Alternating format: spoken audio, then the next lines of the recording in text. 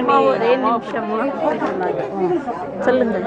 பெரிய எனக்கு வந்து மேரேஜ் ஆனது தெரியும். எங்கள் என்கேஜ்மெண்ட்டாக வந்தாங்க. அதுக்கப்புறம் அத்தையும் எனக்கு அந்த மேரேஜ் அப்போ வந்து தெரியும். ரொம்ப எல்லாத்துக்கிட்டையும் ரொம்ப பிரியமாக இருப்பாங்க.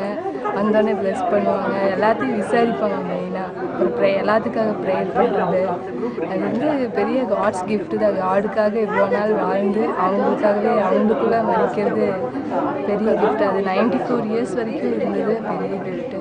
எனக்கு பார்த்து எங்கள் கொள்ளு தாத்தா பாட்டி, எங்கள் தாத்தா பாட்டி மாதிரி அவங்க அதனால எனக்கு அவங்க ரொம்ப சங்கடமாக இருந்துச்சு. இந்த கடைசி நாளில் கஷ்டப்பட்டது ரொம்ப கஷ்டமாக இருந்துச்சு. அப்புறம் அதே மாதிரி அப்பா ஃபேமிலிலையும் எல்லாருமே பெரியாகட்டும் பெரியோட ஃபேமிலியில் எல்லாருமே ரொம்ப எல்லாத்துக்கும் பிரியமாக இருப்பாங்க. எல்லாருமே ஒவ்வொருத்தரும். அதனால் இந்த அளவுக்கு வந்து ரொம்ப கஷ்டம்தான். ஏன்னா அவர் மூலியமா எல்லாரும் இதோட கட்டாகாமல் இருக்கணும்.